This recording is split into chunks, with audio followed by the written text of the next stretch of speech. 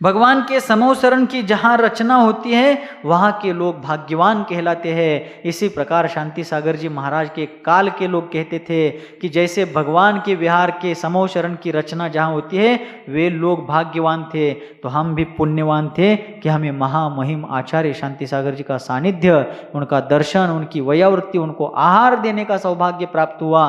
इस प्रकार की भावना लोगों के अंदर थी। और जब विहार करते हुए गोकाक में पहुंचे, उस व्यक्ति के प्रबल पुण्य ने तीव्र उदय पाया और वह आचार्य महाराज के पास उस झुंड में, उस समूह में भी तुरंत और अत्यंत निकट पहुंच गया। उनके चरणों पर माथा रख करके नमन करते हुए उनकी ओर भाव भरी मुद्रा से देखता है।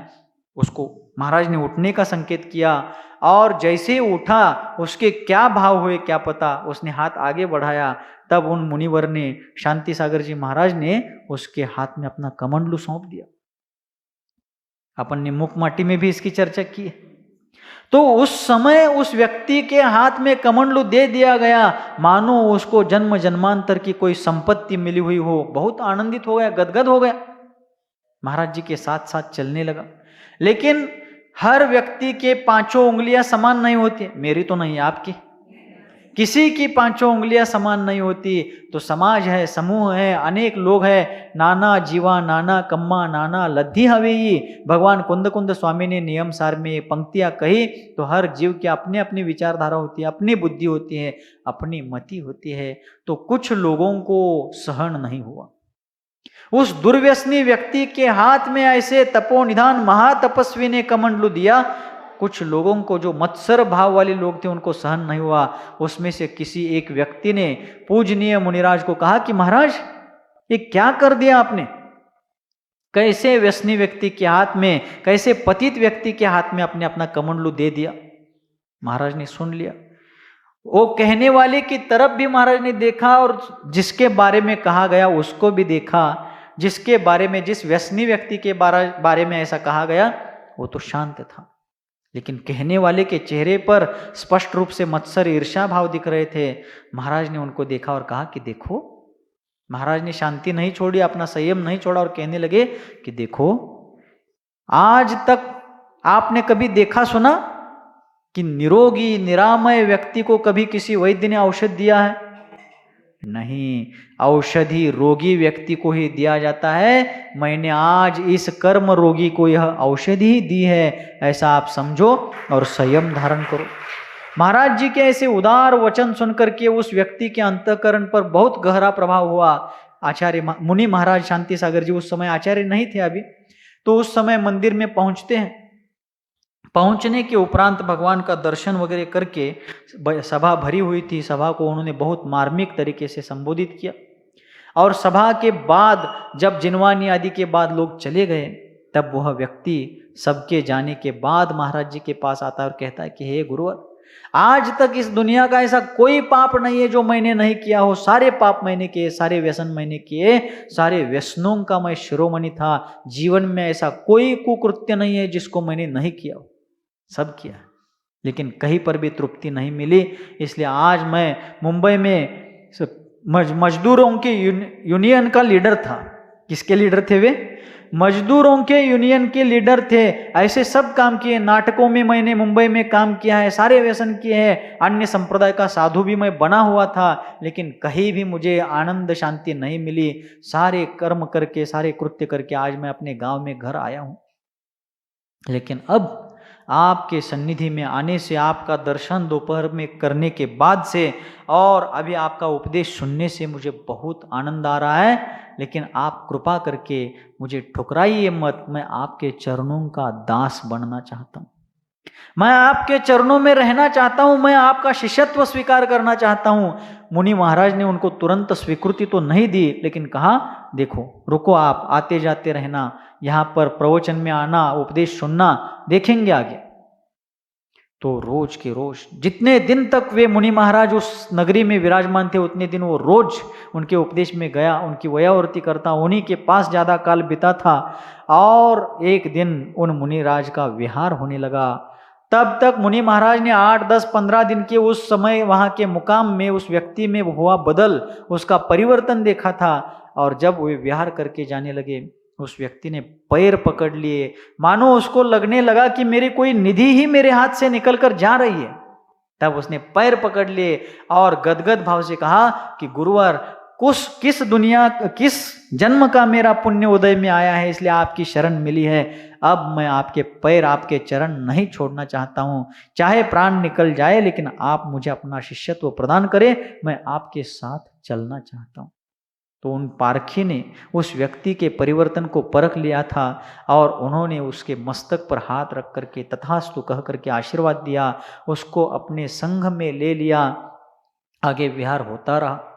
1921 का चातुर्मास नसलापुर में, 1922 का चातुर्मास ऐनापुर में हुआ और धीरे धीरे विहार करते हुए चातुर्मास निकट आया। अनेक गांवों के हजारों लोगों ने उनको निवेदन किया कि गुरुवर, इस बार तो हमारे गांव पधारो, पधारो मारो देश, रंगीलो राजस्थान। तो उसी प्रकार आसपास के अनेक गांवों के लोगों ने उन महामहिम मुनिराज को आमंत्रण किया, उनको निवेदन किया कि इस बार तो हमारे गांव में आप चौमासा कीजिए। महाराज कहते रहे कि देखेंगे, समय आने पर हम विचार करेंगे, निर्णय लेंगे।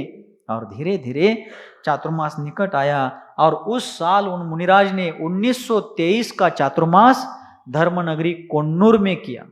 कर्नाटका में बेलगांव जिले में एक बहुत पुराना नगर है कोन्नूर, जहां की पहाड़ी पर उस समय के राजाओं ने, उस समय के श्रेष्ठियों ने, धर्म प्रेमी लोगों ने दिगंबर निर्ग्रंथ मुनियों की तपह साधना के लिए पहाड़ पर गुफाएं बनाई हैं। आज भी वो गुफाएं वहां पर है। हम कभी वहां नहीं जा पाए, लेकिन हमने सुना है। तो वहां पर पहाड़ी पर बहुत सी गुफाएं हैं। तो मुनि महाराज शांति सागर जी महाराज ने वहां उस साल कोन्नूर में अपना चातुर्मास स्थापित किया। धर्म प्रभावना अति व्यापक स्तर पर हो रही थी, क्योंकि मुनि महाराजों का जीवन आज यहाँ कल वहाँ, एक जगह पर रहते नहीं। बहता पानी और चलता साधु, इस प्रकार कहा जाता है। हिंदी विचारकों ने और एक बात कही, संत वही विचरंत मही। मही अर्थात पृथ्वी। जो पृथ्वी पर निरंतर विहार करते रहते वो संत है। ऐसा सर्वथा लागू नहीं होता, लेकिन जो संत हैं वो निरंतर विहार करते रहते हैं। चातुर्मास का काल छोड़कर के अन्य काल में साधु संत निरंतर देश देशांतर में, ग्राम ग्रामांतर में विहार करते रहते। तब शांति सागर जी मुनिराज कोन्नूर में जाकर के चातुर्मास के लिए स्थापित हो गए। चातुर्मास प्रारंभ हुआ। शांति सागर जी महाराज का कोन्नूर चातुर्मास में ही नहीं, लगभग मुनि जीवन में हर बार, हर दिन उनका एक क्रम रहता था। आहार चर्या के लिए गांव में आना, उपदेश देना और गांव के बाहर कहीं पर रात्रि में अपना ध्यान की साधना करना, प्रतिक्रमण आदि आवश्यक क्रियाएं गांव के बाहर किसी गुफा में, किसी खंडहर में, किसी एकांत स्थल में वो करते थे। तो कोन्नूर के चातुर्मास में भी यही क्रम रहा और वे रोज आहार के लिए, जब भी आहार को उठते थे जिस दिन, तो आहार के लिए नगर में आते, उपदेश देते, संघ के साथ बैठ करके स्वाध्याय, प्रतिक्रमण आदि क्रियाएं करते और बाद में अपनी एकांत साधना के लिए गांव के पास जो पहाड़ी थी उस पहाड़ की गुफाओं में जाकर के अपनी साधना करते थे। और फिर एक दिन शांति सागर मुनि महाराज पहाड़ की गुफा में बैठे ही थे।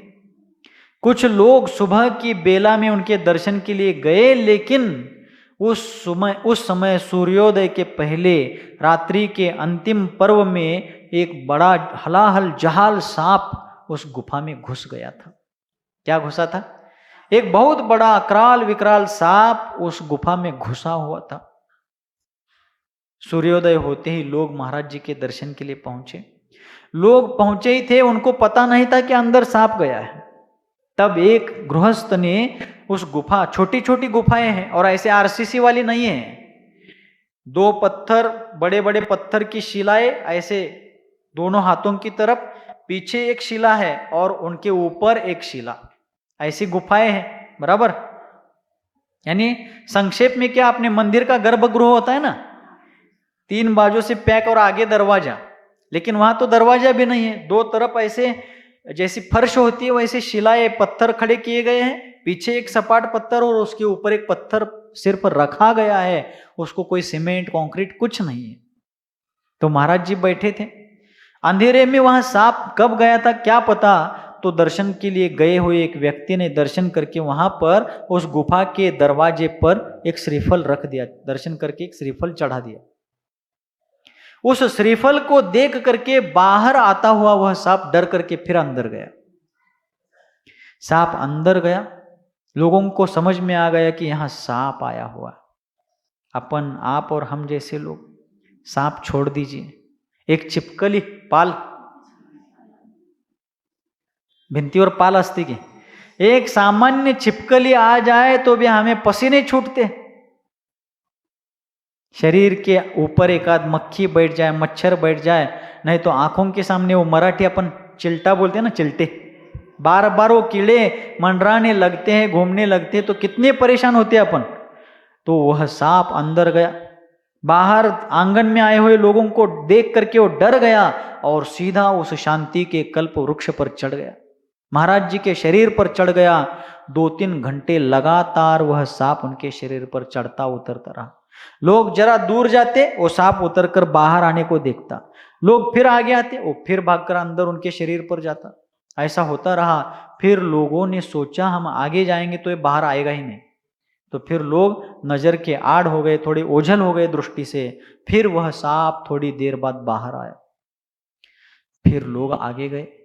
सांप के जाने के बाद महाराज के पास पहुंच करके लोगों ने पूछा, महाराज ऐसा उपद्रव, ऐसा हलाहल नाग सांप आपके शरीर पर 2-3 घंटे से ऊपर नीचे कर रहा था, हमने तो आज अपनी आंखों से अमृत और विष का मिलन देखा है। लोग क्या कहने लगे, हमने आज अपनी आंखों से अमृत और विष का मिलन देखा है। अमृत के सागर शांति सागर बैठे थे और दाढ़ में हलाल जहर धारण करने वाला सांप, इन दोनों का मिलन आज हमने देखा। लेकिन सांप शांत भाव से गया तो सही, लेकिन क्या आपको डर नहीं लगा?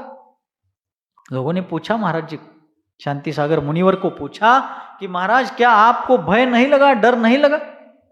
महाराज बोले, क्या डर, शास्त्रों में हमने पढ़ा है कितने ही मुनियों के ऊपर उपसर्ग हुए हैं, प्राणघाती उपसर्ग हुए हैं, लेकिन फिर भी वे मुनिजन उस उपसर्ग में कभी विचलित नहीं हुए हैं। ऐसे मुनियों के हम वंशज हैं, उनके हम अनुयायी हैं, तो हम क्यों डरे? और हम भेद विज्ञान की साधना जो कर रहे हैं, देह भिन्न है जीव भिन्न है, इस साधना को हम कर रहे हैं, इसलिए हमें उसका कोई डर नहीं लगा। फिर किसी ने बार बार पूछा कि महाराज क्या आप यहाँ रोज आते हो, तो क्या सांप आज ही आया था क्या? महाराज बोले, नहीं, पहले भी कई बार ऐसे सांप आ चुके हैं। और वह पूछने के बाद महाराज बताने लगे कि एक दिन इससे भी बड़ा सांप आया था। हम ध्यान मुद्रा में नासाग्र दृष्टि किए हुए बैठे थे और इससे भी बड़ा लंबा सांप आया था, जिसके शरीर पर बाल थे, केस, जिसके शरीर पर केश थे, बाल थे, आंखें लाल थी, लपलपाती हुई जीवा बाहर निकाल रहा था, लंबा, बड़ा लंबा सांप था। और सीधा वो आया, रेंगते रेंगते सांप आया हमारी गुफा में, यहाँ पास में आया। और क्या उसके भाव थे क्या पता, ऊंचा फन निकल करके हमारे सामने ही खड़ा हो गए। देखिए, डोळ्या पुढे चिलटा आलं तर आपण किती विचलित होतो। आंखों के सामने वो एक मंडराने वाला कीड़ा आता है तो अपन लोग कितने परेशान होते हैं। महाराज बताने लगे कि एक इससे भी बड़ा लाल आंख वाला लपलपाती जीवा बाहर निकाला हुआ, शरीर पर बाल धारण करने वाला सांप आता है। क्या उसके कैसे भाव थे, उसका हमारा क्या ऋणानुबंध था पता नहीं, सामने ही सामने आता है और ऊंचा फन उठा करके मेरी आंखों में आंखें डाल करके देखता है। तो लोगों के बीच में एक उत्कंठा बढ़ गई। फिर किसी ने पूछा, तो महाराज क्या हुआ आगे? तो महाराज कहने लगे, क्या होता है? वो मुझे देख रहा था, मैं उसे देख रहा था, वो मुझे देख रहा था, मैं उसे देख रहा था, वो मुझे देखता रहा, मैं उसे देखता रहा। आखिर वो थक गया, वो चला गया। उसको आते हुए भी देखा, देखते हुए भी देखा, और जाते हुए देख कर मैं यही बैठा था, कुछ नहीं हुआ। जिसने जैन धर्म की शरण ली है, मोह रूपी सर्प भी उसको कुछ नहीं कर सकता, तो ये सांप हमारा क्या बिगाड़ेगा? ऐसा अत्यंत दृढ़ विश्वास उन महामहिम मुनिराज ने, उस महाश्रमण ने वहां पर व्यक्त की। तो इस प्रकार उपद्रवी प्राणी भी वहां आकर के शांत होकर के वापस चले जाते थे। ऐसी साधना निरंतर चल रही थी, प्रभावना बढ़ रही थी। और उसी चातुर्मास में जिस व्यक्ति को व्यसनों से छुड़ा करके लाया गया था, उनको उस कोन्नूर के चातुर्मास में मुनिवर श्री शांति सागर जी महाराज ने क्षुल्लक पद की दीक्षा दी। आगे चल करके वे ही मुनि बन गए और आगे चल करके उसके कुछ साल बाद वे ही आचार्य बन गए, जिनको आजकल हम सभी लोग आचार्य श्री पाय सागर जी महाराज के नाम से जानते हैं। आचार्य कहते हैं, आचार्य पाय सागर जी महाराज कहते थे कि मैं तो पाप सागर था, गुरुवर ने मुझे पाप सागर से पाय सागर बना दिया। ये शांति सागर जी महाराज की ही कृपा थी कि नाली में पड़े हुए कीड़े की तरह मैं बिलबिलाता था, जिन्होंने मुझे वहां से निकाल करके परमेष्ठियों में सम्मिलित कराया। ये मेरे महान गुरु की असीम अनुकंपा का फल है। ऐसा पाय सागर जी महाराज कितने ही बार प्रवचनों में कहते थे। जो व्यक्ति नाटकों में मनोरंजन करने वाला था, उसको मुनिवर श्री शांति सागर जी महाराज ने आत्मरंजन करने वाला, धर्मरंजन करने वाला बना दिया, धर्म का प्रमुख नेता बना दिया। हमारे गुरु महाराज सन्मति सागर जी महाराज ने 1942 में आचार्य शांति सागर जी का चातुर्मास कोरोची, इचलकरंजी के पास है ना, कोरोची में आचार्य शांति सागर जी का चातुर्मास हो रहा था। तब गुरुदेव ने वहां पर युवा अवस्था में उनका दर्शन किया था। आचार्य पाय सागर जी महाराज का दर्शन भी सन्मति गुरु ने किया था। तो उनके मुख से हम ये प्रसंग सुनते थे। पाय सागर जी महाराज इतने वाक्पटु थे, इतने वचन प्रभावशाली वक्ता थे। उनके प्रवचन सुनने के लिए आसपास के नगर नगर के नर नारी बैलगाड़ियों में बैठ करके आते थे। तब पाय सागर जी महाराज कहते थे कि मैं तो पाप सागर था, गुरु ने मुझे पाय सागर बनाया। इस प्रकार की कृतज्ञता वे पाय सागर मुनिराज व्यक्त करते थे। इस प्रकार उस कोन्नूर के चातुर्मास में, कब 1923 में, ईस्वी सन 1923 में, अर्थात 101 साल हो गए उसको। कितने साल? 101 साल हो गए उस घटना को। तब मुनिवर श्री शांति सागर जी महाराज ने अपने पवित्र कर कमलों से उन पाय सागर जी महाराज को वहां पर क्षुल्लक दीक्षा प्रदान की थी और अपूर्व धर्म प्रभावना करते हुए वहां के श्रावकों को शाकाहार, व्यसन मुक्ति और अष्ट मूल गुणों को धारण करना, श्रावकों के 12 व्रतों को धारण करना इत्यादि का क्या महत्व है, इसको समझा करके सैकड़ों लोगों को सप्त व्यसनों का त्याग, मद्य मांस मधु पंच उदंबर फलों का त्याग इत्यादि व्रतों को दे करके स्वाध्याय आदि के लिए प्रेरित किया था। कहा जाता है कि उस समय तक तो शास्त्रों को दीमक लगते थे। दीमक म्हणजे वाळवी। उस समय तक शास्त्र तो थे लेकिन उनको दीमक खा रहे थे। लेकिन शांति सागर रूपी सूर्य के उदय होने के बाद वे शास्त्र अलमारियों से निकाले गए। उनको पढ़ने वाले स्वाध्यायशील लोग बढ़ने लगे और उसके साथ ही साथ तत्वार्थ का श्रद्धान, तत्वार्थ का ज्ञान और तत्वार्थ का आचरण करने वालों की संख्या भी बढ़ गई। धर्म की महान प्रभावना होने लगी और इस प्रकार उन मुनि महाराज शांति सागर जी के द्वारा धर्म की एक अपूर्व प्रभावना उस समय चल रही थी। और चलते चलते 1924 ईस्वी सन आ गया और वह एक नए अपूर्व रश्मियों को लेकर के 1924 का साल आया। और उस समय क्या होता है, इस क्लाइमेक्स को अगले सत्र में देखते हैं। गुरुवर आचार्य भगवान श्री सन्मति सागर जी मुनि महाराज की